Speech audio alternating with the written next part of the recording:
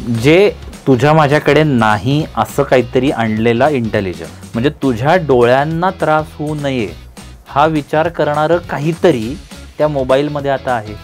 आज घडीला भारतात टूथब्रशपेक्षा मोबाईल्स जास्त आहेत. टू बी प्रिसाईज 7 तास 42 मिनटं रोज मोबाईलवर इंटरनेट कन्झ्युम करतात. ते आपल्याला डिसिजन्स ज्या घ्यायच्या नाही आहेत, ते डिसिजन मेकिंग आपण आउटसोर्स केलं आहे. तू जोवर इन्स्ट्रक्ट करत नाहीस तोवर स्वतःहून ते नाही करणार, आणि ते स्वतःहून करणार नाही.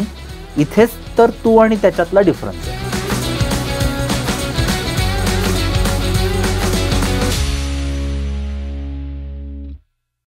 नमस्कार, मी स्पृहा. अभिनव अभियान या पॉडकास्टच्या पहिल्या एपिसोडमध्ये तुम्हा सगळ्यांचं स्वागत. आज आपल्याबरोबर डॉक्टर अमेय पांगारकर हे आहेत उपस्थित. AIच्या क्षेत्रामध्ये त्यांनी खूप काम केलेलं आहे. त्यांच्या याच विषयावर एक PhD पण आहे आणि त्यांनी 2 पुस्तकं पण लिहिलेली आहेत. AIमध्ये तुम्ही खूप काम केलेलं आहे.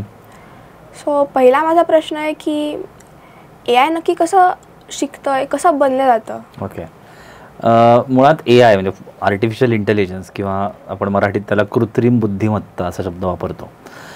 जे तुझ्या माझ्याकडे नाही असं काहीतरी आणलेला इंटेलिजन्स, असा म्हणजे आर्टिफिशियल इंटेलिजन्स असं म्हणून आपण 2 मिनिटं बघूयात त्याच्याकडे. आता म्हणजे काय हा जर प्रश्न असेल तर साधी गोष्ट आपण बघितलं की जे तू करत नाहीस ॲज अ ह्युमन बिईंग, तू जे करत नाहीस which you are suppose to do, पण तू ते करत नाही आहेस, मग तिथे there is a technology to replace you as a human to get that thing done. एक साधं उदाहरण घे तुझ्या रोजच्या आयुष्यातलं.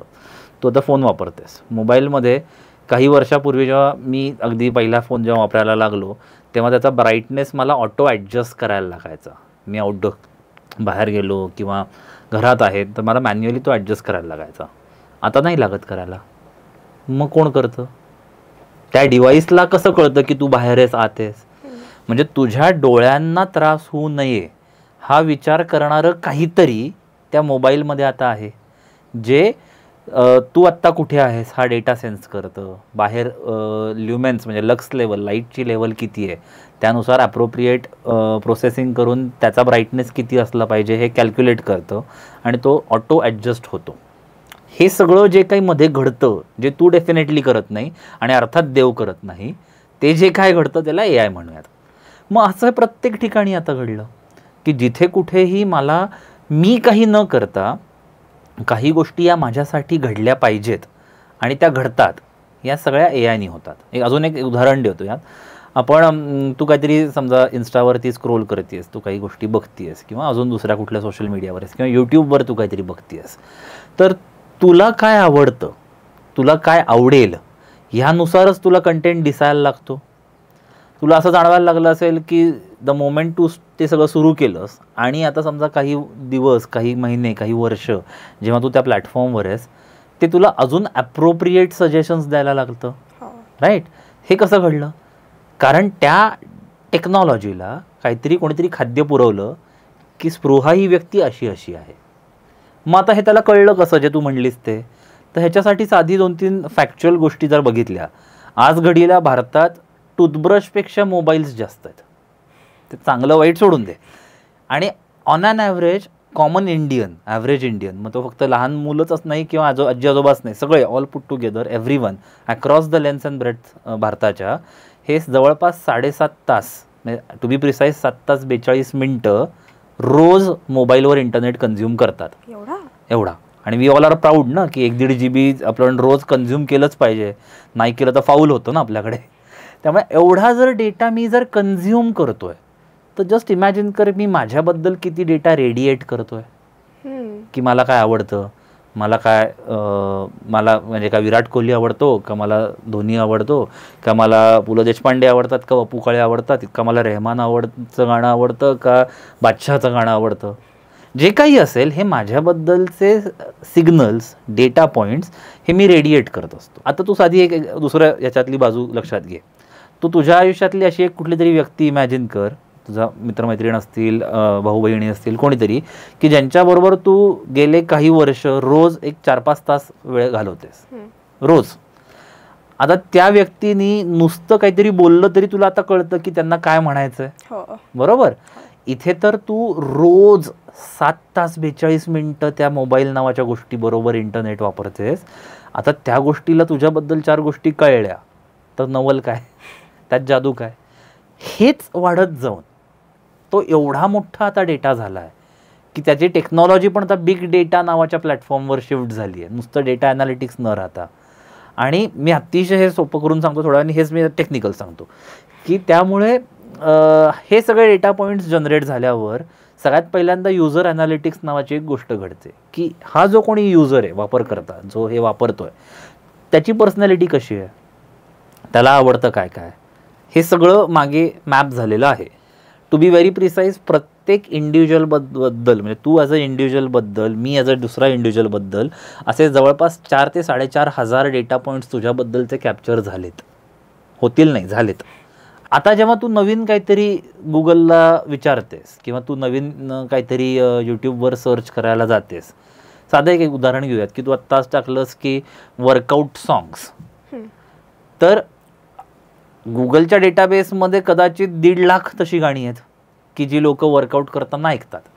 पण त्या 1.5 लाखमधलं सगळ्यात जास्त तुला या क्षणी आवडेल असं कुठलं असेल, हे या डेटा पॉईंट्सवरनं मॅप करून तुला दाखवलं जातं आणि तुला 2 मिनटं आनंद होतो, अरे मला हेच तर ऐकायचं होतं. हे बॅकएंडला चालणाऱ्या गोष्टी. यालाच टेक्नॉलॉजीमध्ये आम्ही 3 गोष्टींमध्ये हे डिव्हाइड केलेलं आहे. एक आहे मशीन लर्निंग, म्हणजे मी कुठल्या तरी मशीन्सबरोबर इंटरॅक्ट करतो, ते मशीन्स माझा पॅटर्न समजून घेतात आणि the next time I intend to do something, ते मशीननी ओळखलेल्या पॅटर्ननी मला दाखवतात. दुसरं झालं डीप लर्निंग, म्हणजे तर तू फेस रेकग्निशन्स बघितले असतील मोबाईलमध्ये. आता तू इमॅजिन कर, माझं उदाहरण घेतलं तर मी कधीतरी गॉगल घालतो, कधीतरी चष्मा असतो, कधीतरी नॉर्मल नुसताच तसा असतो, कधीतरी दाढी असते, बऱ्याचदा नसते, वरती कधीच नसतं, कधीतरी आंघोळ करतो, बऱ्याचदा करत नाही. पण ह्या सगळ्या असताना अंधार आहे, उजेड आहे, त्या मोबाईलला मी लगेच ओळखू येतो. 5-1 सेकंदात त्यांनी तो चेहरा स्कॅन करून ओळखला. आणि दरवेळी मी जेव्हा तो ऑटो फेस डिटेक्शननी ॲप ओपन करण्याचा प्रयत्न करतो, तो ॲड करत जातो त्याच्या डेटाबेसमध्ये माझे नवीन नवीन चेहरे. सो ते झालं डीप लर्निंग. तू बऱ्याचदा अलेक्सा किंवा सिरीसारख्या प्लॅटफॉर्म्सशी बोलतेस आता, ते झालं नॅचरल लँग्वेज प्रोसेसिंग. आणि या सगळ्यातून सगळ्यात पहिल्यांदा गोष्ट केली जाते की तुला समजून घेणं. आणि तुला जर मी उत्तम पद्धतीने समजलं, ओळखून घेतलो, तर ह्या पुढच्या ज्या रिॲक्शन्स आहेत, म्हणजे ही ॲक्शन झाल्यावरची रिॲक्शन म्हणून हा मागे असलेला जगभरातला डेटा, तो वापरून तुला त्या क्षणी काय आवडेल याचा विचार ते प्रोसेसिंग करतं. मी ऑनेस्टली थोडंसं धाडस करत एक वाक्य बोलतो, तुला बघू कसं आवडतंय का, की आपण गोष्टी आउटसोर्स करतो की नाही बाहेर. की म्हणजे समजा तुझ्या घरी तुला आता वेळ नाही आहे म्हणून तुझ्या घरी काय बाबा घरातलं सगळं काम करायला मावशी येतात किंवा स्वयंपाक करायला एक मावशी येतात किंवा अजून 10 गोष्टींना आपण गोष्टी आउटसोर्स करतो. अजून ऑफिसेसमध्ये काही कामं इन हाऊस करायची नसेल तर आपण ती बाहेरच्या कोणाकडनं तरी करून देतो. तसं आजकाल असं म्हणायला हरकत नाही की आपल्याला डिसिजन्स ज्या घ्यायच्या नाही आहेत ते डिसिजन मेकिंग आपण आउटसोर्स केलं आहे यायला. असं हे आहे. ही जी कॉन्सेप्ट आहे AIची ती कुठनं सुरू झाली? अच्छा, फार इंटरेस्टिंग स्टोरी आहे. म्हणजे 3rd सेंचुरी बिफोर क्राइस्टपर्यंत आपल्याला मागे जावं लागेल. एवढा मागे? हो. तर आता परत तेव्हा हा शब्द नव्हता, आर्टिफिशियल इंटेलिजन्स हा शब्द नव्हता. पण तुझं आत्ता जर बघितलंस तर अगदी स्पेसिफिक म्हणजे AIची डेफिनेशन जर बघितली, डिक्शनरी डेफिनेशन सगळी, तर साधी आहे technology which mimics humans action. Mimic हा शब्द आहे, जी नक्कल करते, माणसाच्या ॲक्शन्सची नक्कल करणारी टेक्नॉलॉजी. ह्या अर्थाचा जर तू काही जर शोध घेत गेलीस तर 3rd सेंचुरी BC पर्यंत मला सापडलं. त्याच्या आधीही असेल तर माहीत नाही. आणि लिखित रिटर्न प्रूफ्सबद्दल मी बोलतो तर ॲर्गॉनॉटिका नावाचं एक पुस्तक तेव्हा होतं. तू ग्रीक मायथॉलॉजी वगैरे वाचलीस कधी? आवडलं तुला? पर्सी वापरलं असेल, पर्सी जॅक्सन कदाचित वाचलं असशील किंवा असेल. तर त्याच्यात टॅलॉस नावाचं एक कॅरेक्टर होतं, तुला ऐकून माहिती आहे का? नाही. बरं. तर हा टॅलॉस नावाचं हे जे कॅरेक्टर आहे हे त्या ॲर्गॉनॉटिकामध्ये पण लिहिलेलं आहे. ग्रीक मायथॉलॉजीमधलं कॅरेक्टर म्हणूयात आपण. खरं खोटं तू नव्हतीस, मी नव्हतो, त्यामुळे नको त्याच्यात वादात जायला. हे 2 डोंगरांवरती पाय ठेवून उभं आहेत. एका डोंगराच्या शिखरावर एक पाय, दुसऱ्या डोंगराच्या शिखरावर एक पाय, असा तो कॅरिकेचर ते उभं असं इमॅजिन कर. आणि त्याचं काम काय होतं की रात्री जेव्हा ही आर्मी झोपली की कुठल्या म्हणजे चारही बाजूनी बघत राहा आणि कुठल्या डिरेक्शनमधनं जर काही इन्फिल्ट्रेशन होत असेल तर त्या डिरेक्शनमधल्या तुझ्या सोल्जर्सला उठवण्यासाठीचे अलार्म्स वाजवा, हे त्याचं काम होतं. आता आज मी जे म्हणलो मगाशी की ह्युमन ॲक्शन मिमिक करणारी टेक्नॉलॉजी ही तिथे तेव्हाही होती. त्याचं नाव कदाचित खूप वेगळं असेल, कदाचित खराच तो टॅलोस असेलही, किंवा हे कोणीतरी लिहिलेलं असेल, पण ते लिखित स्वरूप म्हणजे लिहिलेलं जे काय पुस्तक होतं ते रिलीज झालं 3rd सेंचुरी BC मध्ये. मग तेव्हाही कोणीतरी हा विचार करू शकतो, मग कोणीतरी आजूबाजूला काहीतरी बघितलं असेल आणि त्यातून सुचलं असेल अशीही शक्यता आहे. आता बऱ्याचदा असं वाटू शकतं की नाही हे तर वेस्टर्न झालं, तर तिकडचं एक्झाम्पल झालं. तर इंडियन सबकॉन्टिनेंट जो काही आहे या परिसरात साधारण त्याच कंटेम्पररी झोनमध्ये एक पुस्तक लिहिलं गेलं ज्याचं नाव आहे समरांगण सूत्रधार. हेही बऱ्याच पॉप्युलर आहे आणि ही दोन्ही पुस्तकं आजही गुगलवर अवेलेबल आहेत. तर त्या समरांगण सूत्रधार या पुस्तकामध्ये पुन्हा एक कॅरेक्टर आहे. ते कॅरेक्टर डान्स करतं, ते कॅरेक्टर गाणी म्हणतं, ते कॅरेक्टर बरंच काय काय करतं. पण the beauty of that character is की जर लढाई चालू असेल तर समोरचा जो शत्रू आहे त्याच्याकडे जे काही अस्त्र आहे ज्याने तो तुझ्यावर वार करू शकतो, त्याला प्रतिहल्ला करायला त्याच्याकडे जे काही असलं पाहिजे it erupts automatically in his hand in real time.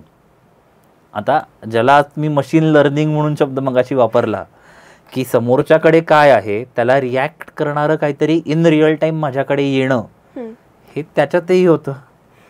बरोबर, कदाचित नाव वेगळं असेल, कदाचित त्याला या प्रकाराला नाव नसेल, पण हे कोणीतरी तेव्हा इमॅजिन केलेलं आहे. आणि ते हे दोन मी म्हटलं तसं की हे 2 लिखित पुरावे आहेत. ह्याच्या आधी तू अगदी खूप अजून पुराणात गेलीस तर असेलही, पण त्याचे लिखित पुरावे आहेत का नाही मला माहीत नाही, पण हे 2 मला तरी नक्की सापडले. अजून थोडं पुढे जाऊयात 17th सेंचुरी 350-400 वर्ष आपण जर आधी गेलो तर गुलिव्हर ट्रॅव्हल्स नावाचं तू माहिती असलेस, जोनाथन स्विफ्टचं. तर गुलिव्हर ट्रॅव्हल्समध्ये तो गुलिव्हर जेव्हा त्याच्या शिपवरनं फिरायचा तेव्हा त्याकडे द मशीन नावाचं त्याच्याकडे एक यंत्र होतं. आपल्याकडे ट्रान्झिस्टर होते बघ, छोटे पॉकेट ट्रान्झिस्टर्स बघितले, तर त्या साईजचं त्याच्याकडे ते यंत्र, एक इक्विपमेंट होती, द मशीन त्याला तो म्हणायचा. आता त्याचं जे मराठी ट्रान्सलेशन जे मी वाचलं होतं त्याच्यात असं वाक्य होतं की गुलिव्हर द मशीनशी गप्पा मारत असे. सो गप्पा मारत असे वॉज द वर्डिंग. आणि मग काय गप्पा असायच्या की तो विचारायचा त्या मशीनला की विंड स्पीड किती आहे, डिरेक्शन्स काय आहेत. मग आजच्या अलेक्सापेक्षा काय वेगळं आहे, right. So my point is की ह्या प्रत्येक फेजेसमध्ये बऱ्याच मी मध्ये आत्ता स्किप करतो मध्ये, मी अगदी 3rd सेंचुरी BC पासून डायरेक्ट 17th सेंचुरी AD पर्यंत आलो. त्यामुळे मधली बऱ्याच सेंचुरीजमध्ये बरेच असे ह्याचे एक्झाम्पल्स आहेत. पण ह्या सगळ्या जर्नीमध्ये असे काही ना काहीतरी गोष्टी होत्या ज्या आपल्याला दाखवू शकतील किंवा ज्या आपल्याला म्हणता येईल की त्याच्यात AIचा थोडा तरी अंश होता. आता अगदी स्पेसिफिकली हा शब्द कसा आला हा जर असेल तर जेव्हा 2nd वर्ल्ड वॉर चालू होतं त्यावेळी चर्चिल म्हणजे जेव्हा ब्रिटिशची साईड होती आणि जर्मनमध्ये हिटलर, असे सगळ्यांची जेव्हा वारा झाली त्यामुळे जर्मनच्या वॉरफेअर्समधले मेसेजेस खूप क्लेव्हरली यूज केले जात होते आणि ते डिकोड करण्यासाठी ब्रिटनला खूप त्रास होत होता आणि डेली ते त्यांची टेक्नॉलॉजी बदलत होती वगैरे वगैरे वगैरे. So a mathematician by the name professor Alan Turing was roped in. आता पहिल्यांदा गंमत बघ, हा मॅथमॅटिशियन होता, he was not at all a technocrat. आणि त्याला रोप इन केलं गेलं की तू काहीतरी मॅथमॅटिकल मॉडेल बनव so that we can decode this वॉरफेअरचे मेसेज. आणि मग त्या माणसांनी बरेच कष्ट केले, त्यांची टीमनी बरंच काम केलं आणि ते मेसेजेस डिकोड करण्यासाठी एक मॉडेल बनवलं गेलं. आता गंमत बघ, हे मॅथमॅटिकल मॉडेल आहे पहिल्यांदा की ज्याला तू डेटा पुरवलास की ज्याच्यावर ते काम करतं, ट्राईज टू आयडेंटिफाय पॅटर्न, आणि तो पॅटर्न आयडेंटिफाय झाला की तो उत्तर द्यायला लागलं. तू कदाचित ते स्कॉलरशिपला आपल्याला प्रश्न असायचे बघ की मिसिंग पॅटर्न आणि पुढचं काय असेल, सेम मॉडेलवरती हे बनलं गेलं. आणि ते बनलत गेल्यानंतर ते अशा पद्धतीने लोकांसमोर आलं म्हणजे त्या पर्टिक्युलर ब्रिटन आर्मीमधल्या की इट कॅन आयडेंटिफाय की ह्याचा अर्थ काय. And definitely helped Britain army जे काय पुढे हिस्ट्री झाली त्या सगळ्यामध्ये. ही जी व्यक्ती होती यांनी 1950-51 या पिरियडमध्ये एक इंटरव्ह्यू दिला BBC ला, जोही आता यूट्यूबवर अवेलेबल आहे. त्यात ते म्हणाले होते, पहिल्यांदा त्यांनी तो एक वर्ड यूज केला, थिंकिंग मशीन म्हणून, अ मशीन विच कॅन थिंक. आणि इथून ह्या सगळ्या प्रकाराची सुरुवात झाली. मग नंतर हळूहळू काही काही असे आपल्याला एक्झाम्पल्स सापडले की जिथे वेगवेगळी लोक ब्रेनमधल्या न्यूरन्स कसे फायर होतात ह्याच्यावरनं काही मॉडेल्स बनवायला गेली. की समजा मी आता काहीतरी तुझ्याशी बोलतोय आणि मी अचानक काहीतरी एक जोक इरप्ट केला असतं तुला हसायला येतं. तर तुला हसायला येतं म्हणजे काय होतं की तुझ्या मेंदूमध्ये कुठेतरी एक न्यूरॉन फायर होतो which bring smile on your face. आता हे जर मी इन अ वे ऑटोमेट करू शकलो तर, प्रोग्रॅम करू शकलो तर. तू या शर्टला कुठल्या रंगाचा शर्ट आहे म्हणतेस? काळा. का? काळा आहे का? तेच बिकॉज ती जी काय तुझ्या डोळ्यांना दिसणारी फ्रिक्वेन्सी आहे त्याला तू टॅग केलंयस की ब्लॅक म्हणून. तू इन्स्टावर फोटो टाकतेस तेव्हा माणसांना टॅग करतेस की नाही, तसं तू ह्या रंगाच्या फ्रिक्वेन्सीला ज्या डोळ्यात जाते त्याला तू टॅग लावलं तुझ्या मेंदूमध्ये की हा काळा आहे, हा पांढरा आहे. बरोबर. काहीतरी ट्रिगर होतं असं दिसलं की जे तुला सांगतं की हे काळा आहे. आता ते ट्रिगरिंग ऑर्गॅनिक म्हणजे काय की समोर तुझ्या ती वस्तू आली की तू त्याला म्हणतेस, पण ते ट्रिगर तुझ्या समोर ती वस्तू न आणता पण जर मी करू शकलो तर that's where it starts. So mathematical model जे मगाशी मी म्हणत होतो त्याच्याच सारखा दुसरा एक प्रकार ट्राय केला गेला की ज्याला ब्रेनमधले न्यूरॉन्स जे असे फायर होतात आणि विच गिव्ज अ सिग्नल, हे मला आर्टिफिशियली ट्रिगर करता येतील का, असे काही गोष्टी घडता येतील का. आणि म्हणून ह्या सगळ्या प्रकाराला न्यूरल नेटवर्क असा शब्द आहे की आर्टिफिशियल आहे. हे काही this is definitely not natural, this is definitely not human intelligence, it is artificial. पण it tries to mimic your brain. तुझं नॉर्मल कुठल्याही ठिकाणी तू काय रिॲक्ट करतील, तू काय ॲक्ट करशील हे मिमिक करणारा ही साधी टेक्नॉलॉजी आहे. तुम्ही आता थिंकिंग मशीन हा शब्द वापरला, तर हा थिंक करू शकला तर त्याला स्वभाव पण निर्माण होऊ शकतो का? ते स्वतःचे भाव पण निर्माण होऊ शकतील का? थेरॉटिकली हो. थेरॉटिकली खूप डिबेट झाली आणि त्याच्यात असं लोकांचं म्हणणं आहे की AI एक्सप्रेस करू शकेल, AI वरनं स्वतःचं काहीतरी त्याला सुचू शकेल. पण मी त्याची दोन उत्तर देतो. एक जे आपण लॉजिकली म्हणून बोलूयात आणि एक थोडंसं मी सायकोलॉजी किंवा फिलॉसॉफी लेवलला बोलतो. लॉजिकली तुझा विचार केलास तर ह्या टेक्नॉलॉजीला डायजेस्टिव्ह टेक्नॉलॉजी म्हणलं आहे.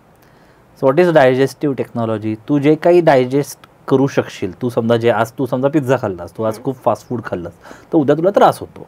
तू आज जर खूप छान खाल्लंस तर तुला काही त्रास होणार नाही, साधी गोष्ट. सेम वे ह्या डेटाला म्हणजे ह्या टेक्नॉलॉजीला तू काय खाद्य पुरवतेस, कुठला डेटा देतेस, तो किती चांगला आहे, तो किती फिल्टर्ड आहे, यावरून त्याचे सगळ्याचे रिॲक्शन्स, त्याच्या सगळ्याचे आउटपुट्स हे ठरलेले आहेत. तू त्याला खूपच घाणेरडा डेटा दिलास म्हणजे इतका क्लटर्ड आहे की तो त्याला सॉल्व्ह करत बसायला आयुष्य जाईल, तर अर्थात it will take time to solve it. बरोबर. त्यामुळे हे पहिल्यांदा आपण ॲक्सेप्ट करूयात की ही डायजेस्टिव्ह टेक्नॉलॉजी आहे, म्हणजे ह्याला काहीतरी इनपुट द्यावं लागतं आणि त्यावर तो ट्रिगर होऊन काही गोष्टी करतो.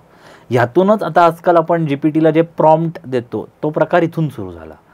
म्हणजे उद्या असं नाही होणार कधीच की AI तुला सांगतंय की किंवा कुठलंही जनरेटिव्ह AI टूल तुला सांगतंय की हे बस रुबा मला माझी कविता सुचली. तुला त्याला सांगावं लागेल की ह्या 5 शब्दांना घेऊन किंवा या आशयाची काहीतरी तू कविता लिही किंवा काहीतरी लिही, but you will have to instruct it. तू जोवर इन्स्ट्रक्ट करत नाहीस तोवर स्वतःहून ते नाही करणार. आणि ते स्वतःहून करणार नाही, इथेच तर तू आणि त्याच्यातला डिफरन्स आहे. त्याच्यात स्वतःमध्ये इंटेलिजन्स ग्रो होऊ शकतो का? तर डेफिनेटली होऊ शकतो. म्हणजे जसं मी मगाशी उदाहरण दिलं की ही टेक्नॉलॉजी मी जितक्या जास्त वेळा वापरीन तितकं त्या टेक्नॉलॉजीला माझ्याबद्दलच्या गोष्टी नक्कीच कळणार आहेत. कंटिन्युअस जर मी खूप वेळा जर व्हॉइस सर्च करत असेन गोष्टी आणि मी कदाचित मराठीत करत असेन, तर काही काळानंतर त्या गुगलला किंवा त्या सर्च इंजिनला कळायला लागतं की मला काय म्हणायचं आहे. बरोबर. म्हणजे मी नुसतं अजून एक एक्झाम्पल देतो. माझ्या कारमध्ये स्मार्ट इन्फोटेनमेंट सिस्टीम आहे, बऱ्याच आपला खूप कॉमन झालं आहे.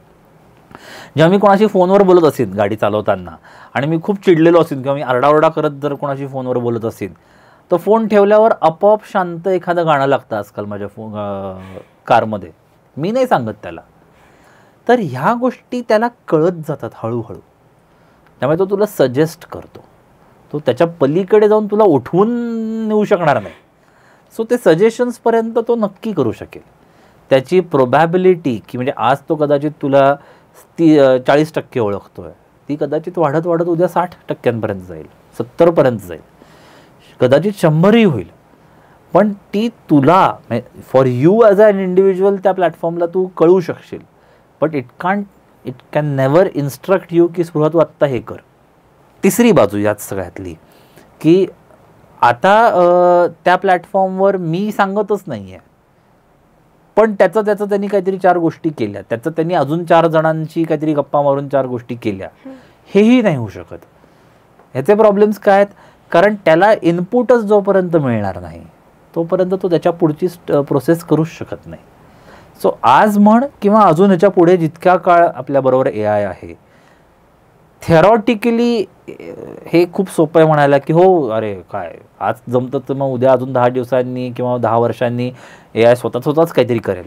पण प्रॅक्टिकली हे खूप अवघड आहे व्हायला, म्हणजे घडायला. कारण जर दुसरं कारण ना, आपण सगळेजण इतके इरॅशनल होत ना, म्हणजे बघ ना की आज मी एखाद्या गोष्टीबद्दल एखादी गोष्ट म्हणेन, उद्या कदाचित माझं कम्प्लिटली वेगळं मत असतं त्या गोष्टीबद्दल, आणि मी दोन्हीबद्दल मी खूप ठाम असतो की हे पण बरोबर आहे, हे पण बरोबर आहे. किंवा स्पॉन्टॅनिटी सारखी गोष्ट आहे ही आपल्यात जेवढी आहे तेवढी त्या प्लॅटफॉर्ममध्ये नाही येऊ शकत. त्यामुळे हे डिफरन्सेस खूप राहिल्यामुळे त्याला त्याचं म्हणून काही नाही करता येणार.